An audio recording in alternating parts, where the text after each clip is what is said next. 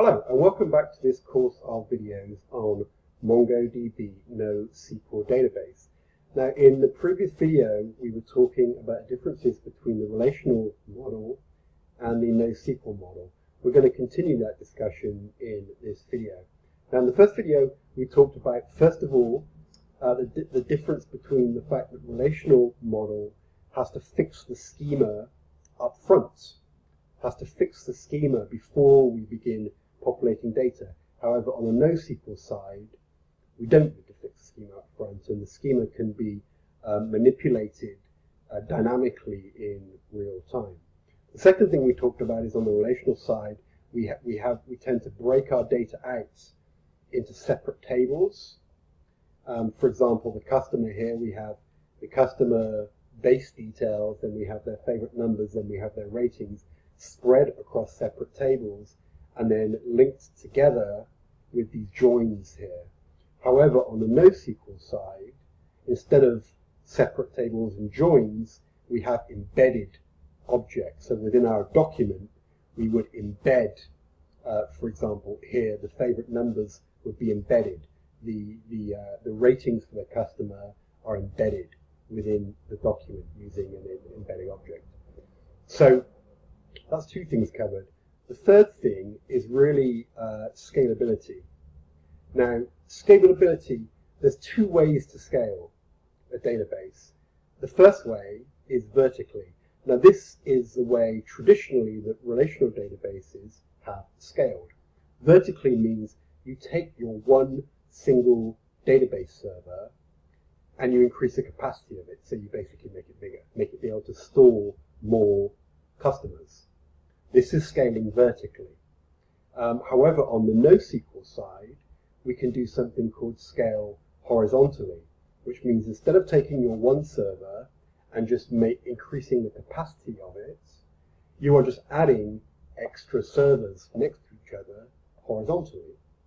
Now, the reason that relational databases you wouldn't normally scale horizontally, because as we said, for one individual customer, for example, Marcy here, ID number 1, her data is spread across 3 different tables.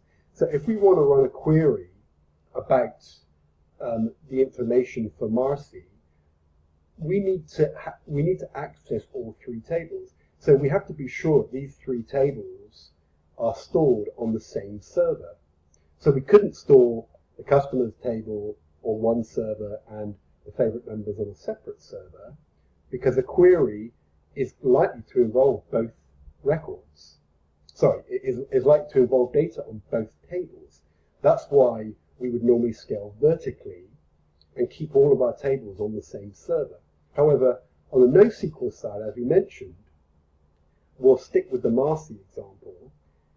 All of Marcy's information, her base information, her favorite numbers, and her ratings are all encapsulated in this one single document, this one single object here within the collection. So that means that gives us the ability to scale horizontally, because we could have the Marcy document here on one server, and then this separate document here, the James document, we could have on a separate server. So this gives us the ability to scale horizontally, and as we add more and more customers, so more and more documents, we just add extra servers horizontally in a row, because our documents are self-contained and contain all the information for that particular customer in one single document. So that's scalability.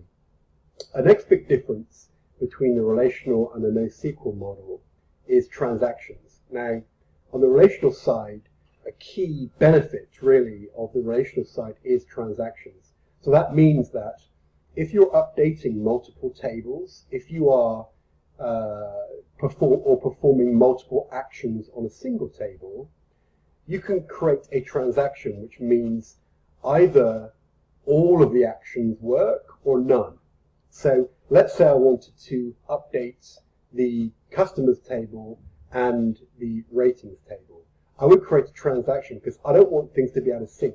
I want to update both tables or I don't want to update anything. I don't want them to be out of sync. So that's what transactions do. And you can actually do something called rollback. If I updated the customer table and then went to update the ratings table and the ratings table failed, I could roll back all changes and start again. That's transactions, and that really ensures that the database, the data in the database is kept consistent. Consistency of data. Consistency of data is a key component of the relational model. Really, there's always going to be a trade-off. I mean, because these transactions are at the expense of speed and performance. So you've got your performance or you've got your consistency and durability. And the relational side weighs more on making sure their data is durable and consistent, and slightly less so on the performance aspect, because you have that trade-off of performance versus durability and consistency. So that said, so on the NoSQL side, we do not have the concept of transactions. However, there is slightly less need for transactions on the NoSQL side. As we said, data for each customer, so example, the Marcy customer, is all encapsulated in the same document. So if I want to update information about the Marcy customer, I'm only going to ever be updating one document. I'm not going to be updating across 3 different tables, updating one document. So there is slightly less need for the transactional functionality on the NoSQL side, but it would still be useful. So I was saying there's always a trade-off, performance versus durability and consistency of transactions. So that finishes off the analysis of the difference between the relational and the NoSQL model, and I hope to see you in the next video.